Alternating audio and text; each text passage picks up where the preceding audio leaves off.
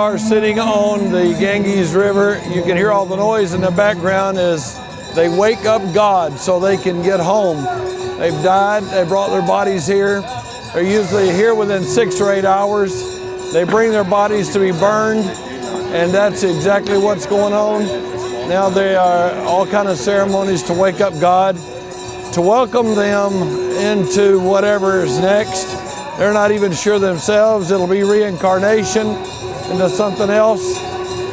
And they hope someday, maybe by this river, others to go on to heaven. This is like the river of death instead of the river of life, because this river sees the ashes of 300 people at least a day burned and poured into it, plus something like 30 sewage plants are emptying the sewer into it a day. This is a river of death. People stand in it and drink the water. People believe that by dying here, something special happens. They save their money all their lives to be able to be burned here and have the chance of whatever life has to offer.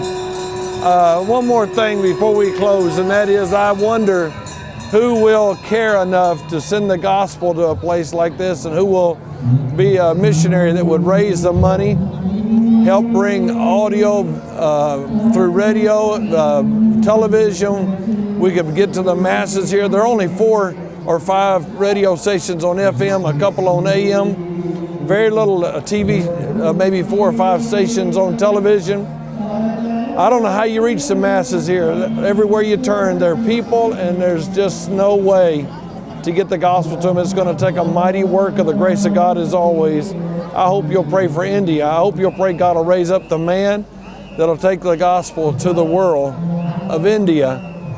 You realize there are more people live in the subcontinent of India. In this country, more people live here than on the entire continent of Africa, and almost no work is being done that we can find out about. I ask you to pray for India and pray that God will raise up laborers.